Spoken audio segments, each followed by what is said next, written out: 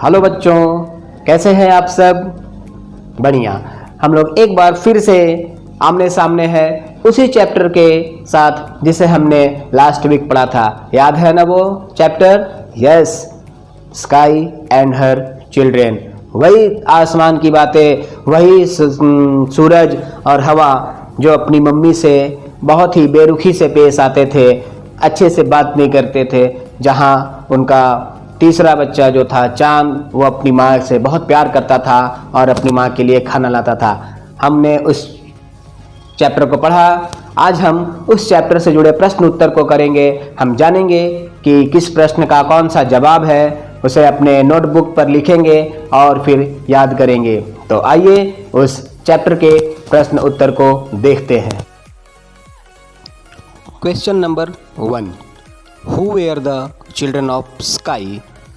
आसमान के बच्चे कौन थे?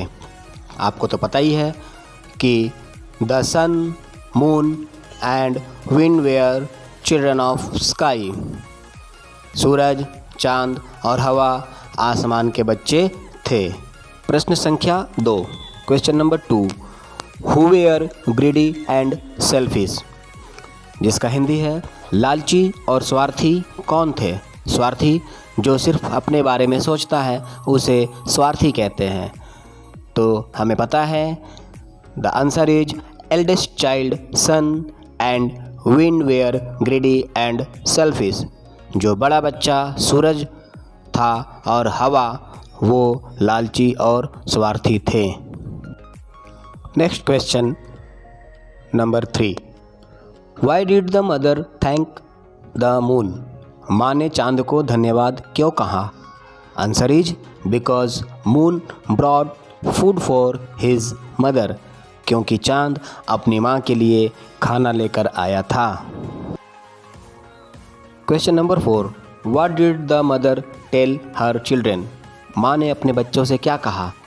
The answer is you should not be greedy and selfish, it will harm you.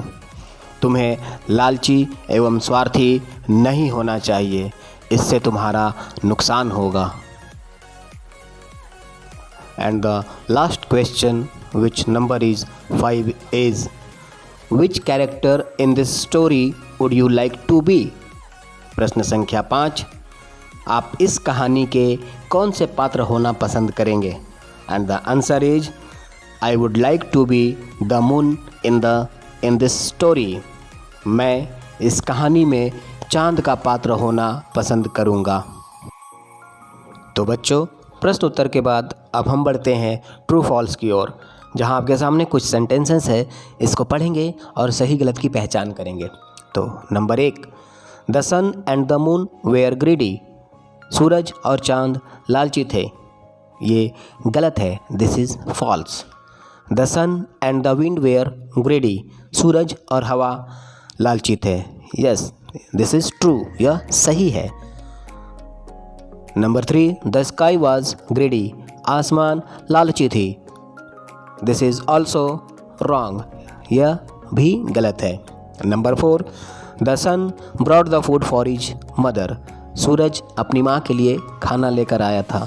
This is also false, यह भी गलत है। Number 5, the moon brought the food for his mother.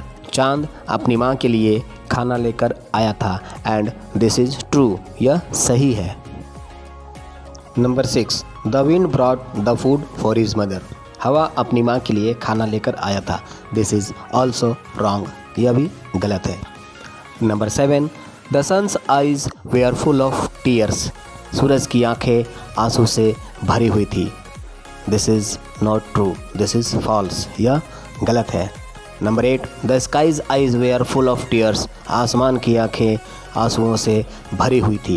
And this is right, true, ये सही है। And the last one, 9 number is the wind's eyes were full of tears. हवा की आंखें आंसुओं से भरी हुई थी। यह भी गलत है, दिस इज ऑल्सो फॉल्स। इस चैप्टर के सेगमेंट 3 में पहुंचते हैं, जहां कॉलम ए को कॉलम बी से मैच करना है, मिलाना है। कॉलम ए में 4 शब्द दिए गए हैं तथा कॉलम बी में भी 4 शब्द दिए गए हैं। कॉलम ए का मिलान कॉलम बी से करेंगे। कॉलम ए में दिए गए शब्द सन, स्काई, मून, थंडर है और कॉलम बी में दिए गए शब्द caring, greedy and selfish, kind और लविंग है। तो आइए मिलाते हैं।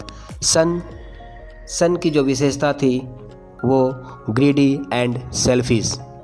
स्काई आसमान, केयरिंग, CARING केयरिंग।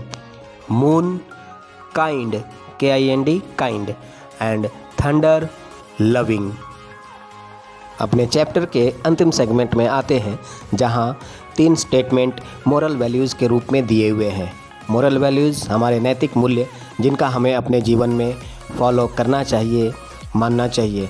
इसमें से कौन से वैल्यूज सही है, कौन से गलत है, आइए इनको ट्रू और फॉल्स के रूप में जानें। A, we should obey our parents and elders. हमें अपने माता पिता और बड़ों की बात माननी चाहिए।